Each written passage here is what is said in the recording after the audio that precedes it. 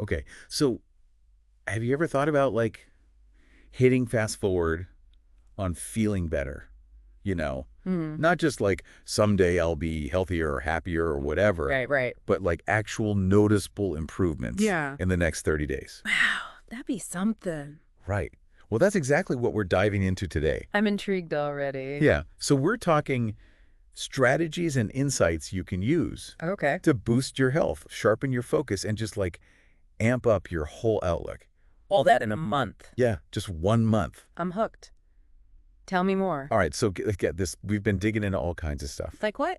Well, how the chemicals in your brain work. I get technical. A little bit, Hmm. but then also wild new ideas about how we'll get our food. The future of food, that's always fascinating. Oh, yeah. And of course, the whole mind-body connection. Can't forget that. Right. And then there's this ancient wisdom stuff that's like surprisingly relevant. I'm always up for some timeless wisdom. And even how money impacts your peace of mind. Oh, that's a big one. It's huge. So we're going to break it all down. Correct. Give you the stuff you can actually use. Actionable steps. I like it. Exactly. Things you can start doing right away. Let's do this.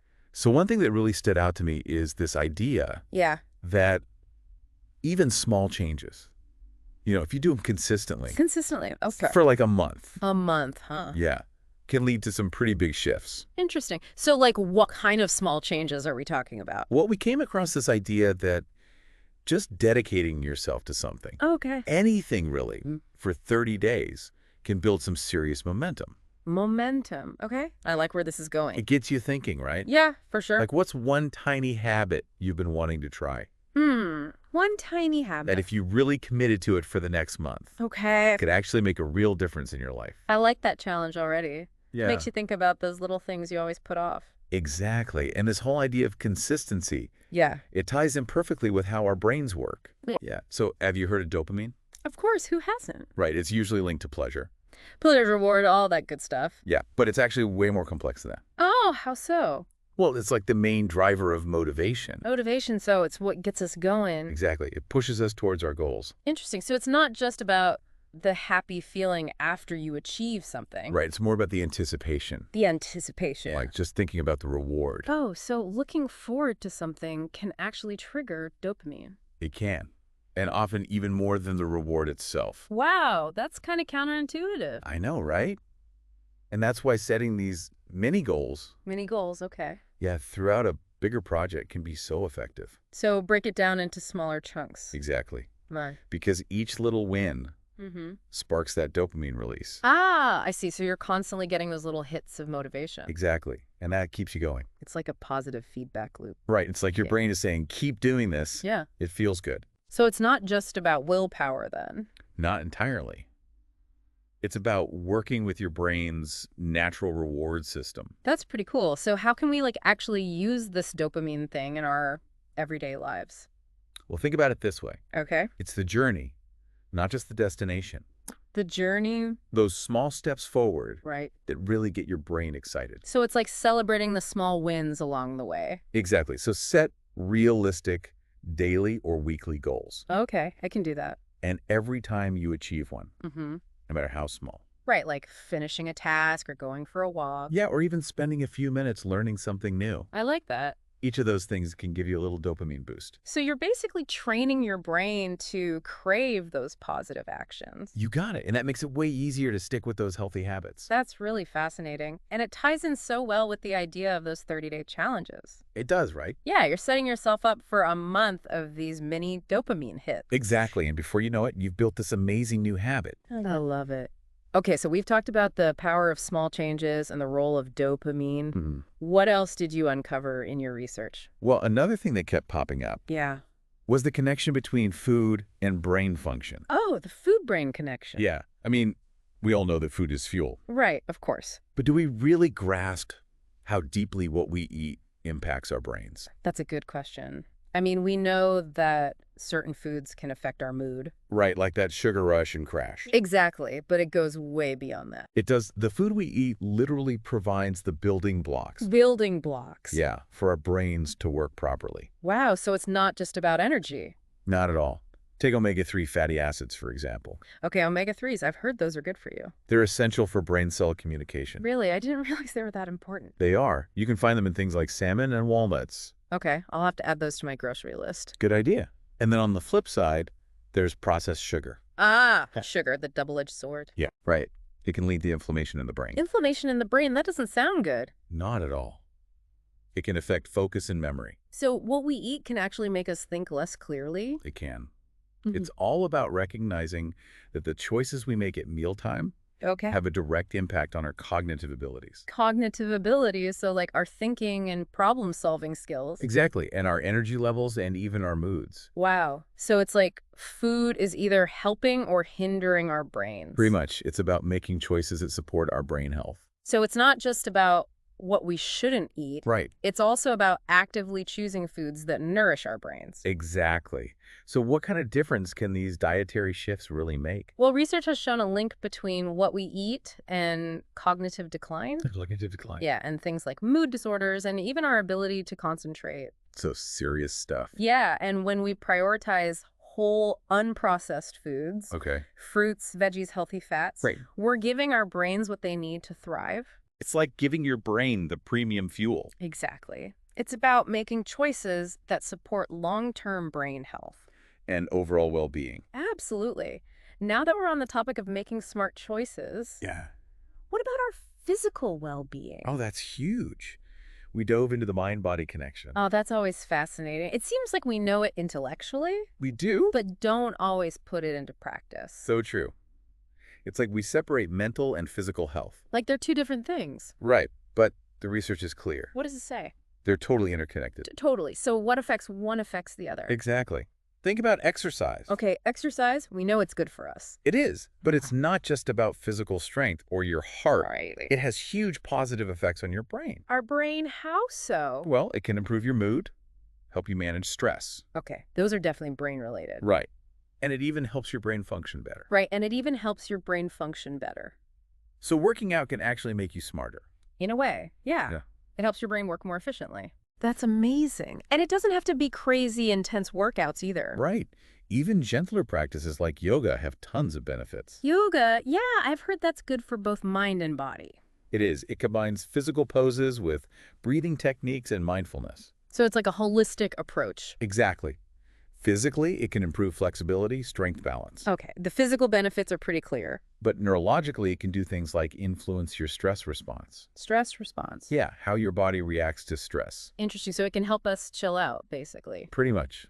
It also promotes relaxation and can even improve focus. So yoga can help me focus better. It can. Yeah. It's a perfect example of how moving your body impacts your mind. It all comes back to that mind-body connection. It does. Taking care of our bodies is essential for our mental well-being. I'm convinced. Okay, so we've covered physical health. What about something like mindset? Oh, mindset. That's a big one. It is. How did you approach that in your research? Well, we looked into this concept of breaking free from limiting beliefs. Limiting beliefs, those are the thoughts that hold us back. Exactly. It might sound kind of simple, Yeah. but our thoughts can have a huge impact on our potential. I can see that, like, if you constantly tell yourself you can't do something. Right. You're probably not going to do it. Exactly. Yeah. So how do our beliefs actually limit us? Well, they act like filters. Filters. Yeah, they shape how we see the world. Okay. And that influences our actions. So if you believe something is impossible, You're less likely to try. makes sense. Yeah. What's fascinating is these beliefs often come from our past, They do experiences or patterns we've learned. so they're not necessarily true. Exactly. They might not be based in reality at all. That's kind of scary when you think about it. It is. Yeah. So how do we break free from these limiting beliefs? Yeah, that's the million-dollar question. Right. It's not like they come with a warning label. If only it were that easy. Right. Well, it starts with self-awareness, Self-awareness, okay. paying attention to our thoughts. Especially when things get tough. Exactly. When? When we face challenges or setbacks, Because that's when those negative thoughts tend to creep in. they do. And when you notice them, Mm-hmm. ask yourself some questions. Like, Is this belief actually true? good question. What evidence do I have to support it? Challenging those beliefs head on. Exactly. It's about creating a more flexible mindset, A growth mindset. right? One that believes in possibilities. I like that. So we're not stuck with the thoughts we have. Not at all. We can choose to reshape them. That's incredibly empowering. It is. And it all ties into the importance of focus. Close presence. Yeah, our world is so full of distractions. It is. Our attention is constantly being pulled in different directions. Right. And when we're scattered. We feel overwhelmed, less productive. Exactly. And less connected to the present moment. So how do we cultivate that focus and presence? Well, there are practices that can help, like mindfulness, Mindfulness, okay. even just taking a few moments to focus on your breath. Sounds simple enough. It is, but it can be surprisingly effective. And what about those binaural beats I've heard about? Oh yeah, those can be helpful too. How do they work? Well, they're basically specific tones played in each ear, Okay. and they can help induce different brainwave states. Brainwave states. Yeah, like the ones associated with focus. Interesting. So it's like hacking your brainwaves? Kinda. It's about finding what works for you. I'm all about exploring different techniques. Me too. Now let's shift gears a bit. Okay, where are we going now? Back in time, actually, Back in time. to explore what ancient wisdom can teach us. Ancient wisdom. I'm intrigued. What kind of wisdom are we talking about? Well, there's so many traditions to draw from. Yeah, like what? Well, there's Stoic philosophy, for example. Stoicism, I've heard of that. It emphasizes focusing on what you can control. And accepting what you can't. Exactly. Yeah. Which is incredibly relevant today. Especially with all the stress and uncertainty. Right. It's about finding peace amidst chaos. I like that. So ancient wisdom can offer practical advice for modern life. It can. Yeah. What's so compelling about these traditions is that they focus on universal truths Universal truths. about human nature and the interconnectedness of everything. It's like tapping into a timeless understanding of the world. Exactly. And they offer principles for living a balanced and meaningful life. Principles that have stood the test of time. Right. It's remarkable that ideas from centuries ago Yeah. can still be so relevant today. It shows that some things are just fundamental to the human experience. They are. And speaking of fundamental, Yeah. we can't overlook financial well-being. Financial health. That's a big one. Huge. Yeah. It might seem separate from our physical and mental health, Right. Like it's a totally different category. but the connections are undeniable. Oh, absolutely. Money worries can keep you up at night. They can. Financial stress can impact both our mental and physical health. How so? Well, it can lead to anxiety, sleep problems, even physical symptoms. Wow. So it's not just in our heads. Not at all. It can manifest in real physical ways. That's a good reminder to take our financial health seriously. It is. And on the flip side, feeling financially secure can reduce stress That makes sense. and boost overall well-being. So it's about peace of mind as much as anything. It is. It's about creating a healthy relationship with money. A healthy relationship with money. What does that look like? Well, it's about understanding your finances, setting goals, making informed decisions. So it's not just about how much money you have. Right. It's about how you manage it and Wow. how you feel about it. So being proactive with our finances is an investment in our well-being, Exactly. It's Yeah. about creating a sense of security and reducing anxiety. which frees up mental and emotional energy for other things. Right. You're not constantly worrying about money. That sounds amazing. Yeah. So it seems like well-being is this multidimensional thing. It is. We even touched on the idea that it goes beyond just physical and mental health. Oh, I'm curious about that. What else is there? Well, this broader view of wellness Yeah. recognizes that all these different factors are interconnected, Interconnect. like our social connection. Okay, our relationships. Yeah, and our sense of purpose. Like having a reason to get out of bed in the morning. Exactly, and our environment. Our surroundings. Right, and how much we engage our minds. Learning new things, keeping our brains active. Yeah, and our emotional resilience, our physical vitality. So how well we bounce back from challenges and how healthy our bodies are. And even our spiritual beliefs and practices. It's like all these pieces fit together to create our overall sense of well-being.